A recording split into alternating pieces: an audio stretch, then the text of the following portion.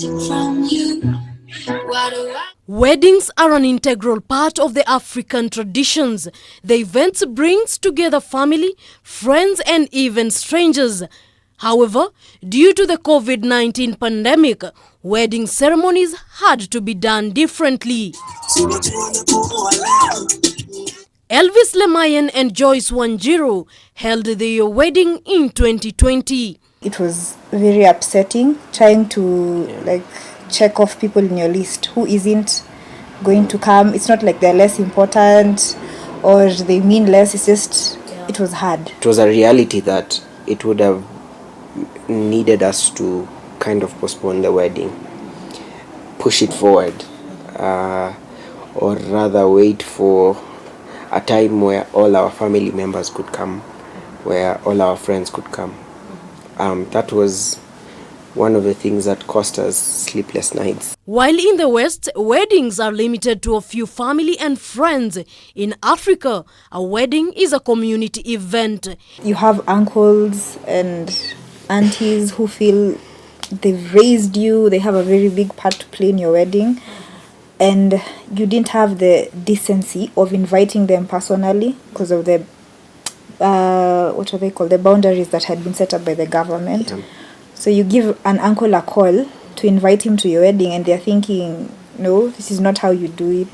This is wrong.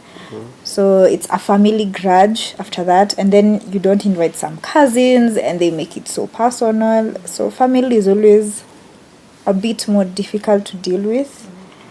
To date, they still have a few grudges with our decision as we made it. Some voiced that we should wait for COVID to just end or something. So it's not easy, but it was worth it. In 2020, the government limited attendees to weddings to only 20 people. After we had invited the people we invited, at the end of the day, we had 70, maybe 80 people come aboard. And that was nothing we could control. Yeah. Because we hadn't, even if we had thought about it, we had slots for 50 people, seats for 50 people, but all these other people came and they tagged along with the people we had invited, and these are not people you can stop at the gate and say, oh no, you're not invited, you're not supposed to come in. Holding a gathering in the last 1 year has had its pros and cons. The budget before COVID was $1 million, and we ended up spending half of that amount. So even less than, for the wedding, less than that. So that's a huge save. Kenyans are known to love a cold drink after work as a way of unwinding and socializing. However, all-nighters were curbed as a way of mitigating the spread of the virus. It was a very traumatizing moment, wondering where do you go from here? How do you tell your staff? They are calling you, they are texting you, they are saying they don't have food on the table and they expect you to provide. And due to your affect, you had to deal with very few staffs and just the necessary staff who you need. A chef, one waiter, one barman, one steward. And it becomes tricky because you have so many staff and you wonder who are you going to choose, who are you going to tell, wait. Bars and entertainment joints have had to adjust in order to create a safe environment for their patrons. Bamboo Cask is a clear example of the new norm. We've not taken the standards low. We have maintained our standards. And you can see like where we are seated. Sometime last year we didn't have this area. And now it's all good. And we did this because we wanted more people to have more of outdoor.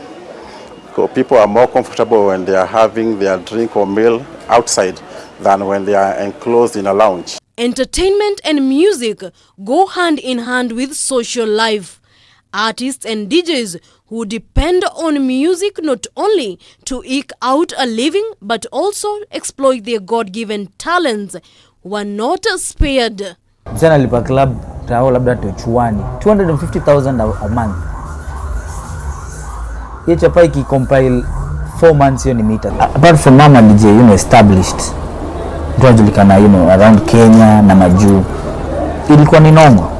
So unakuta hapo mtu anakaa namba ya sadaka, unatumia sadaka, na bidii hiyo ndio tumekuwa kusaidia. Mimi sitaki kudanganya, imekuwa nisaidia. Public spaces such as matatus and places of worship have also reduced capacity. According to the latest directives by President Uhuru Kenyatta, only a third of the capacity are allowed into places of worship. The year 2020 will remain on most people's mouths, a year with events that will be narrated from one generation to the next. Mombi Wambugu, K24, Limuru Road, Kiambu County.